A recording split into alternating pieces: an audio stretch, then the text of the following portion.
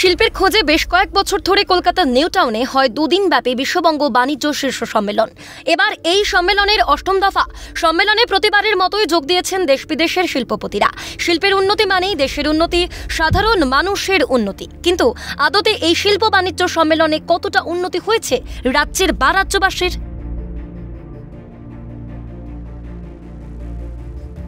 রাজ্যে নতুন শিল্প তৈরির ভাবনা শুরু হয়েছিল সিঙ্গুরে টাটা কারখানা স্থাপনের মাধ্যমে।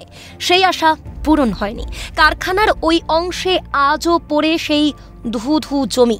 তাই চলতি বছরে শিল্প বাণিজ্য সম্মেলনে ভরসা হারাচ্ছে হুগলির বাসিন্দারা।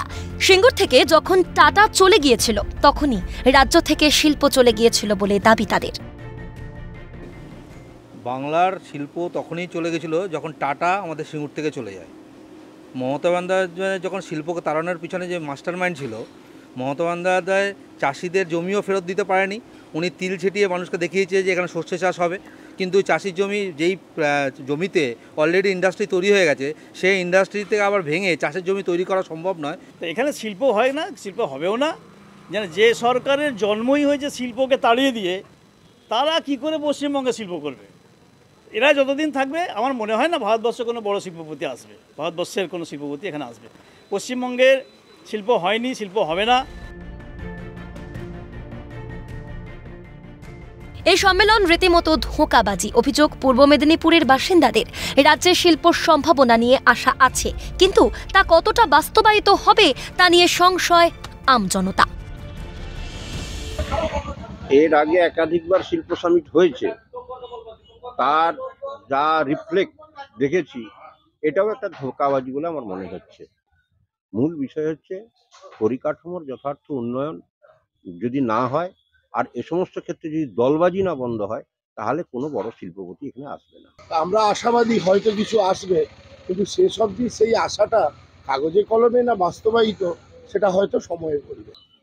মুখ্যমন্ত্রী তো একটা বড় শিল্প খুলে দিয়েছেন রাজ্যের বেকার মহিলাদের জন্য, লক্ষ্মীর ভাণ্ডার। এর বাইরে কোনো শিল্প আমাদের এখানে আসবে বলে মনেও হয়নি। আসলে লাভবান হবে না, কারণ যত শিল্পের যত পার্সেন্টেজের পয়সা সব যাবে নেতাদের পকেটে। কোটি কোটি টাকা ব্যয় শিল্প সম্মেলন হচ্ছে ঠিকই, কিন্তু শিল্প কোথায়? প্রশ্নটা ঘোরাফেরা করছে দক্ষিণ 24 পরগনায়। বেকার সমস্যা তো বাড়ছে, কিন্তু যদি শিল্প আসে সেই বেকার সমস্যাটা কমবে। কিন্তু যে পরিমাণ অর্থ আমাদের শিল্পের জন্য ব্যয় হচ্ছে, বিদেশ থেকে আসছে শিল্পপতিরা, কিন্তু এখনো পর্যন্ত কোনো শিল্প এসে প্রতিষ্ঠা করতে পারেনি। তা আমি চাই যে আমাদের রাজ্যে শিল্প প্রতিষ্ঠান হোক, বেকারত্ব কমুক। এই শিল্প নাম করে অ্যাকচুয়ালি বেকার সমস্যা দিনের পর দিন বাড়ছে, আর যারা শিক্ষিত ছেলে আছে তাদেরকে ধোঁকা দেওয়া হচ্ছে এই শিল্পর নাম করে। কোথায় আজকে শিল্প? শিল্প বলে কিছু আছে আমরা তো পশ্চিমবঙ্গে দেখতে পাচ্ছি না। যে সৌরভ গাঙ্গুলির মতন একজন মানে জনপ্রিয় মানুষ, সে 1 টাকা দিয়ে কয়েকশো বিঘে জায়গা কিনেছিল। আচ্ছা, সেই জায়গায় শিল্প কোথায়? শিল্প বলে কিছু আছে বাংলায়? এইসব ভাওতা দিচ্ছে। পশ্চিমবঙ্গে শিল্প হবে না স্পষ্ট বার্তা মালদাবাসীর। যদিও হয়, সেটা রাজ্যবাসীর বোনাস হবে দাবি তাঁদের। এই সম্মেলন আসলে সাধারণ মানুষের টাকা তছরূপ, অভিযোগ মালদার। কিন্তু এবারও আবার যখন হচ্ছে সাধারণ মানুষ আশায় থাকবে, কিন্তু আশাটা আমার মনে হয় বেকারই হয়তো। কেননা বহুবার আশা দিয়ে আমাদের দিদির কাছে, মানে আমাদের যে মুখ্যমন্ত্রী আছে ওনার কাছে বহুবার সাধারণ মানুষ হিসেবে আমরা আশা করেছিলাম, কিন্তু এখন তো কোনো রকমভাবে মানে ওই নিরাশাভাবেই থাকবো। যদি হলো তো ওটা আমাদের বোনাস পয়েন্ট হবে, এইটুকুটাই। এগুলো আদৌ কিছু না, এগুলো হচ্ছে সাধারণ মানুষের টাকা তছনছ করছে। যদি শিল্প সম্মেলন যদি সত্যি বাস্তবে করার ইচ্ছা হয়, তাহলে এখানকার যারা তৃণমূলের যারা আকড়া নেতা আছে, যারা তোলাবাজি করছে, এই তোলাবাজি বন্ধ করতে হবে। সাধারণ মানুষের জন্য ভাবতে হবে, তাহলে এই শিল্প সম্মেলন সার্থক হবে। এ রাজ্যে শিল্পায়নের কোনো বাস্তবায়ন হয়নি। রাজনীতির খেলার জন্যই শুধু বড় বড় ঘোষণা করা হয়, অথচ তা ফাঁকা বুলি হয়েই থেকে যায়। আর কাজের খোঁজে বেকার যুবকদের ছুটতে হয় ভিন রাজ্যে। কটাক্ষ উলুবেড়িয়ার বাসিন্দাদের। দাঁড়িয়ে এই রাজ্যে বিগত দিনের অভিজ্ঞতা থেকে বলাই যায় যে শিল্প সম্মেলনের কোনো আউটকাম বা বাস্তবায়ন হয়নি। যেখানে সৌরভ গাঙ্গুলির মতো জনপ্রিয় নামকে ঘিরেও আর রাজনীতি তৈরি করতে গিয়ে বড় বড় ঘোষণা করা হয়, কিন্তু তার কোনো বাস্তবায়ন হয় না। রাজ্যে খেলা মেলা উৎসবের একটা আবহাওয়া তৈরি হয়েছে, বাতাবরণ তৈরি হয়েছে, রসগোল্লা উৎসব, ইলিশ উৎসব, চিংড়ি উৎসব, বিভিন্ন শুধু উৎসব আর উৎসব, তার সেই জায়গা থেকে রাজ্যের অর্থনীতিতে কোনো উন্নতি তো হয়নি, দেনার জালে জর্জরিত হয়ে যাচ্ছে।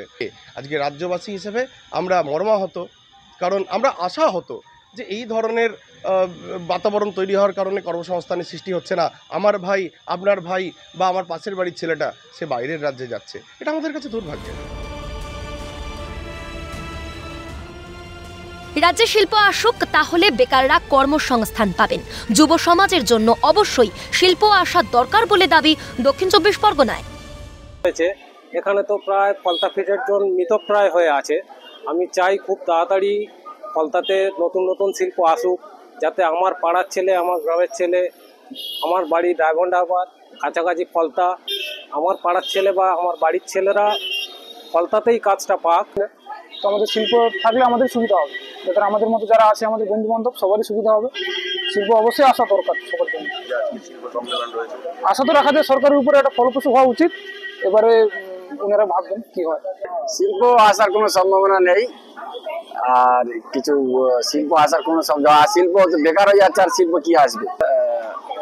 সরকার আর্মিদের কন্ট্রাক্ট লেবার করে দিয়েছে, রাজ্যে চাকরিও নেই। রাজ্যে চাকরি বলে আছে, কিন্তু চাকরি তো নেই। প্রীতম সাধুখা, রমেন মাইতি, হরিপদ মণ্ডল, সোমক লাহিড়ী, সুপ্রিয় রায় এবং সৈকত ঘোষের রিপোর্ট, ক্যালকাটা নিউজ।